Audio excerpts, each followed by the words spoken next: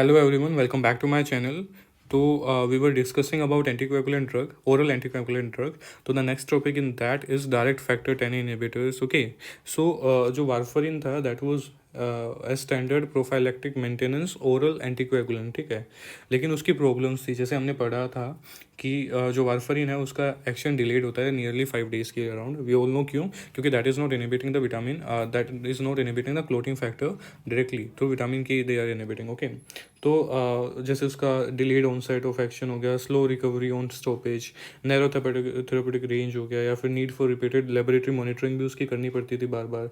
Okay, तो to overcome this there are some oral direct factor 10 inhibitors, ठीक है, that was introduce. Okay, so उसमें सबसे पहले क्या है, रिवोक्साबेन है, that is use for the prophylaxis and treatment of DVT. ये याद रखना है, क्या रिवोक्साबेन है, that is use in the prophylaxis and treatment of DVT, ठीक है. और इसका जो एंटी कोएगुलेशन एक्शन है that is appears 3 to 4 hour after injection, ठीक है. लिया 3 से 4 घंटे बाद उसका एक्शन आया और 24 घंटे तक रहा. ओके, तो इसका जो ये मेटाबॉलिज्म इसका ज़्यादा होता है, but it is excrete out unchanged in urine, ठीक है.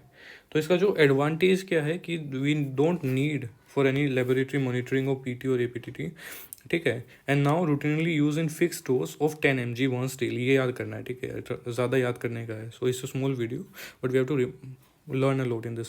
So now routinely use in fixed dose of 10 mg once daily starting 6 to 10 hours, ठीक है, आफ्टर सर्जरी और प्रोफाइलैक्सिस ऑफ वेनस थ्रोम्बोएम्बोलिज्म. तो ये तो याद करना पड़ेगा, VTE है, जहाँ पे भी ये नी या हिप रिप्लेसमेंट है उसके बाद वेनस थ्रोम्बोएम्बोलिज्म होने के चांस ज़्यादा हैं, ठीक है. उसके लिए we are using these drugs. तो अभी आजकल क्या हो रहा है, रिवोक्साबेन यूज़ हो रहा है, जिसका फिक्स डोज है कि 10 mg यूज़ करना है डेली 6 से 10 घंटे के बाद, ठीक है, after the surgery of this hip और नी, ठीक है. तो कब तक यूज़ करना है, ठीक है. तो जो प्रोफाइलैक्सिस की ड्यूरेशन है that is 12 to 14 days after the knee replacement surgery. अगर हिप की हुई है दैट इज़ आफ्टर 35 days, ठीक है. प्रोफाइलैक्सिस का इतना टाइम है. उसके बाद क्या है, इसके ये कहाँ और यूज़ हुआ है, अगर वारफरिन कि इसकी जो इफेक्टिविटी है for preventing the stroke in patient with arterial fibrillation that is nearly equal as that of warfarin for the treatment of DVT and pulmonary embolism. इसकी एक रिकमेंडेड डोज है that is 15 mg twice daily for 3 week. तीन हफ्ते तक we are giving it 15 mg twice, ठीक है, रोज़. उसके बाद 20 mg देना है, ठीक है. हमने इम्प्रूव किया है. Now also approved in a dose of 2.5 mg per day for को एडमिनिस्ट्रेशन विद एस्प्रिन दे दिया, क्लोपिडोग्राल दे दिया, prophylaxis of ACS. What is ACS? It is acute coronary syndromes में इसका ये काम है, ठीक है. साइड इफेक्ट वही है, ब्लीडिंग है, हाइपोटेंशन, टैकीकार्डिया, एडिमा, ठीक है. तो एक बार ये और दोबारा इसका जो याद करना है कि एक तो ये क्या है कि हमें यूज़ किस में हो रहा है, in the prophylaxis of VTE. कितना, 10 mg पहले दिया डेली 6 से 10 घंटे के बाद.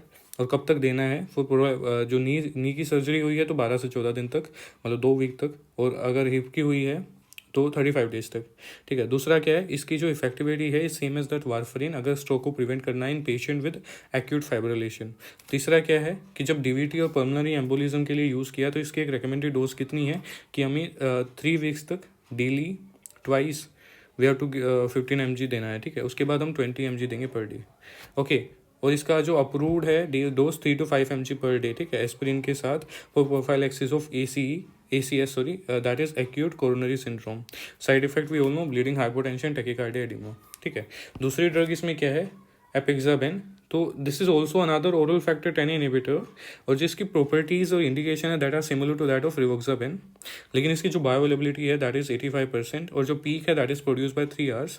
और इसका जो मेटाबॉलिज्म है that is partially by cytochrome 3A4 और ये जो एलिमिनेट होती है इन बोथ फीसिस और यूरिन, ठीक है. यूरिन में भी है और फिसिस में भी इट इज़ ओके.